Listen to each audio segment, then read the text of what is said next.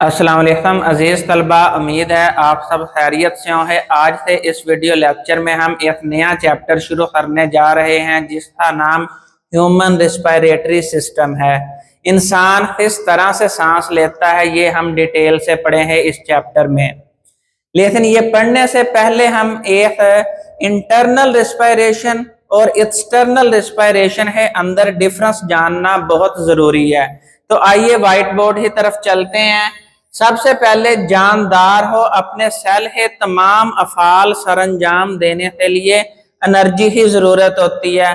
वो एनर्जी वो cellular respiration के जरिए से लेता है और सेलुलर रिस्पायरेशन का दूसरा नाम है इंटरनल रिस्पायरेशन। क्यों है ये सेल है अंदर होती है तो इसलिए इसका नाम है इंटरनल रिस्पायरेशन। अब ये जो सेलुलर रिस्पायरेशन है ये आप class 9th chapter bio energetics में पढ़ आए हैं। तो आपके जो खुराक की ब्रेक डाउन की जाती है, तोड़ा जाता है in the presence of oxygen. Oxygen है मौजूद ही में खुराक को जब तोड़ा जाता है तो उसे एरोबिक रिस्पायरेशन का नाम दिया जाता है। एरोबिक रिस्पायरेशन की इक्वेशन यहाँ व्हाइट बोर्ड पे लिखी हुई है। C6 H12O6 plus O2 arrow carbon dioxide CO2 plus water H2O plus energy in the form of ATP पैदा होती है। तो इस ATP से सेल जो है वो अपने तमाम अफाल सरंजाम देता है। तो गैसियस एक्सचेंज के बारे में अब हम पढ़े हैं। ये सेलुलर रिस्पायरेशन है अंदर ऑक्सीजन ही जरूरत होती है, जिस तरह है इक्वेशन में मेंशन है ये ऑक्सीजन मौजूद है तब एरोबिक रिस्पायरेशन होती है। तो इस ऑक्सीजन को अपने जिस्म में ले जाने का अमल जो है उसका नाम है गैसियस एक्सचेंज।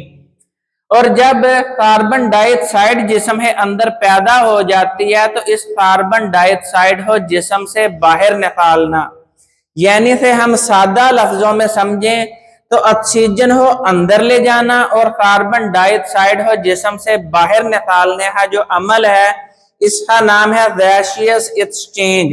तो डेफिनेशन है प्रोसेस इन विच एयर है साथ जो है वो ब्रैकेट में ऑक्सीजन लिखा हुआ है, क्योंकि हम हवा को अंदर इसीलिए ले जाते हैं क्योंकि हमें ऑक्सीजन ही जरूरत होती है।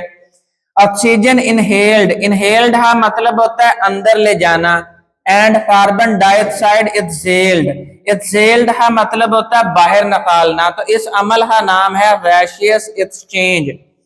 अब गैसियस एक्सचेंज के मुख्तलिफ नाम हैं।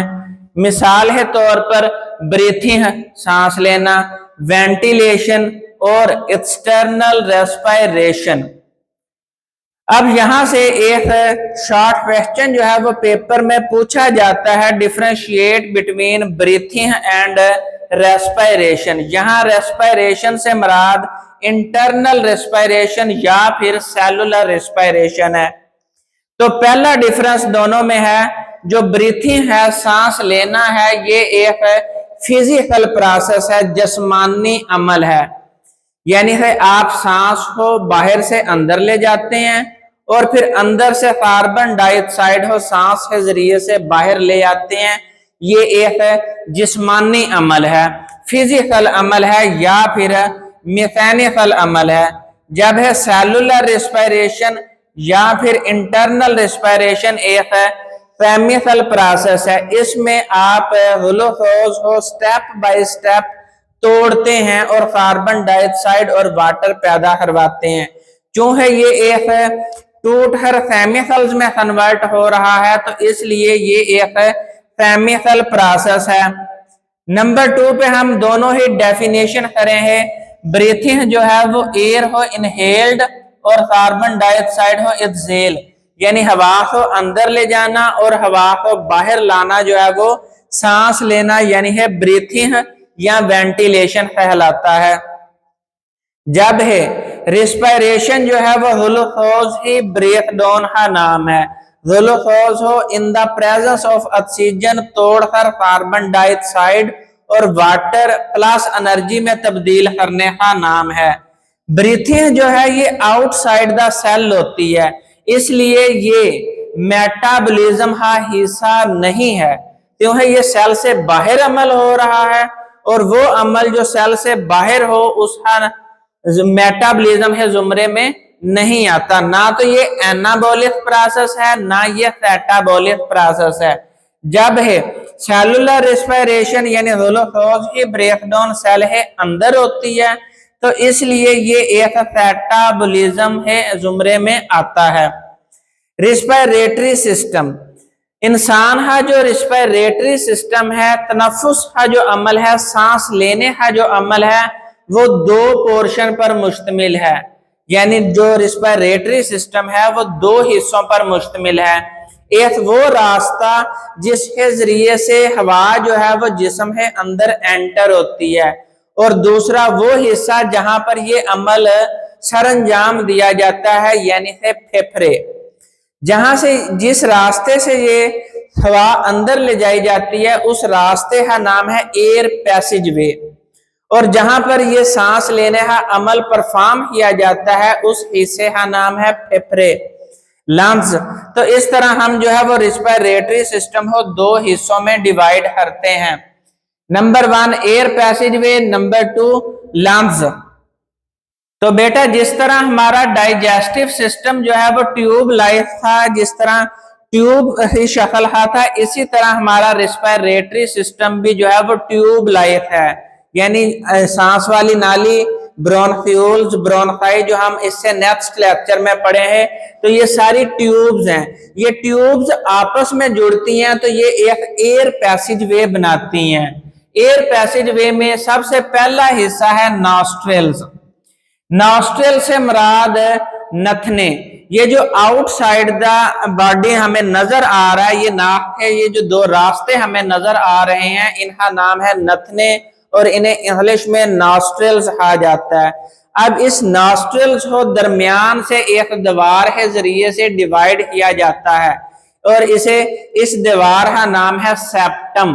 तो इसे सेप्टम के जरिए से इसे डिवाइड करके दो नॉस्ट्रेल्स में तब्दील किया जाता है, और इसके अंदर ये जो खाली जगह होती है इसे नेजल कैविटी का नाम दिया जाता है, और यहाँ पे नाक के पीछे जो यहाँ पर जगह बचती है उसे भी नेजल कैविटी का नाम दिया जाता है। तो डेफिनेशन पढ़ते हैं, ओपनिंग ऑफ नोज आउटसाइड, यानी नाक की जो बैरूनी ओपन जगह है, यानी जहां से ये ओपन हो रहे हैं उनका नाम है नॉस्ट्रल, और इनकी तादाद है 2। 2 cavities behind between nostril and pharynx, यानी ये जो खाली जगह जो नॉस्ट्रल है दरमियान में जगह है, और इससे पीछे यहाँ पे फेरेंस में जो जगह है उसका नाम है नेजल कैविटी।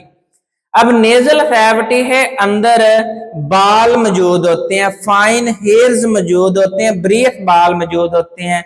ये जो बाल होते हैं ये असल में जो हवा इंटर हो रही होती है हमारे नाक के जरिए से, उस हवा के अंदर मुख्तलिफ ज़रात होते हैं, मट्टी है, मुख्तलिफ ज़रात होते हैं। इसके अलावा यहाँ पर जरासीम भी हवा के अंदर मौजूद होते हैं। तो ये एयर हो फिल्टर करना, हवा को साफ करना जो है वो बालों का जिम्मे है। तो filter the air and trap large dust particle, मट्टी है जो बड़े ज़रात होते हैं वो इन्हीं बालों के अंदर फंस जाते हैं और हवा जो है वो साफ हो जाती है। दूसरे नंबर पर हमारी ये जो नेजल कैविटी की दीवारें हैं, यहाँ पर म्यूकस मेम्ब्रेन मौजूद होती है। ये जो म्यूकस मेम्ब्रेन है म्यूकस पैदा करती है। म्यूकस क्या चीज है? म्यूकस एक चिपचिपा मादा है जो इस दीवार से पैदा हो रहा होता है।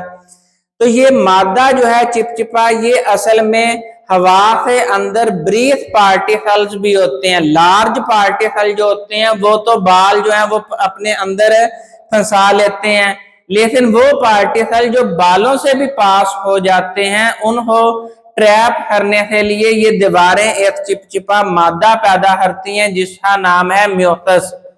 दूसरे नंबर पर ये म्यूकस इस हवा को जिस्म है दर्जा हरारत है बराबर गर्म कर देती हैं। जो है बाज दफा बाहर मौसम ठंडा होता है, हवा ठंडी होती है, लेकिन जब ये आपके जिस्म में एंटर होती है तो यहीं पर इस एयर को जो है वो गर्म कर दिया जाता है ताकि ये आपके जिस्म है दर्जा हरारत है बराबर हो जाए। जो है जिस्म ने होमियोस्टेसिस का अमल भी परफॉर्म करना होता है।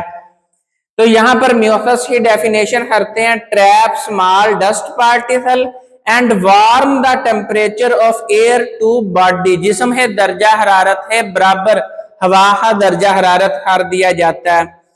तो इसके बाद सांस जो है वो पीछे फेरेंस में एंटर होती है। फेरेंस जो है इसकी definition nasal cavity open into pharynx. अब फेरेंस का जो फर्श होता है, अब यहाँ नेजल कैविटी से पीछे यहाँ फेरेंस में हवा चली गई। अब फेरेंस का जो फर्श है, जहां पे फेरेंस नीचे से शुरू होता है, फर्श जो है उसका नाम है ग्लोटिस। ग्लोटिस के ऊपर एक पर्दा होता है जिसका नाम है एपिग्लोटिस। ये जो एपिग्लोटिस है ये कार्टिलेज का बना हुआ होता है। ये इस कार्टिलेज का मतलब ये होता है, चूंकि ये फेरेंस जो है वो दोनों का कॉमन पैसेज वे है, नेजल कैविटी का भी और ओरल कैविटी का भी।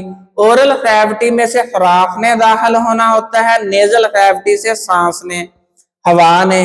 तो ये जब ओरल कैविटी से खाना एंटर होता है तो एपिग्लोटिस जो है इस ग्लोटिस को बंद कर देता है ताकि खाना जो है, खुराक जो है वो इस सांस वाली नाली से अंदर एंटर ना हो जाए। तो ये जो रेड कलर में नीचे शो हो रहा है इसका नाम है एपिग्लोटिस। और ये जो अगली जानब मौजूद है ये सांस वाली नाली है, और जो पिछली जानब मौजूद है ये फूड पाइप है, खुराक वाली नाली। तो जब यहाँ खुराक ओरल कैविटी से पीछे फेरेंस में जाती है और इधर से हवा भी जो है वो इधर फेरेंस में आती है, तो ये खुराक वाली नाली जो बोलस है उसमें जानी होती है खुराक, तो वो एपिग्लोटिस से टकरा कर पीछे खुराक वाली नाली में चली जाती है। इस तरह एपिग्लोटिस जो है वो प्रिवेंट करता है entry of food into wind pipe. तो यहाँ से मुख्तलिफ शॉर्ट क्वेश्चन जो है वो पेपर में पूछे जा सकते हैं। सबसे मशहूर शॉर्ट क्वेश्चन है differentiate between breathing and respiration. इसके बाद function of hair and mucus जो है ये भी शॉर्ट क्वेश्चन में पूछा जाता है। जो नेजल कैविटी है अंदर म्यूकस मेम्ब्रेन और हेयर्स मौजूद हैं, इनका क्या काम है। तो यहाँ पर मेरा लेक्चर कंप्लीट होता है। हम नेक्स्ट वीडियो में नेक्स्ट लेक्चर के साथ हाजिर होंगे। उतनी देर दुआओं में याद रखें। फी अमानिल्लाह।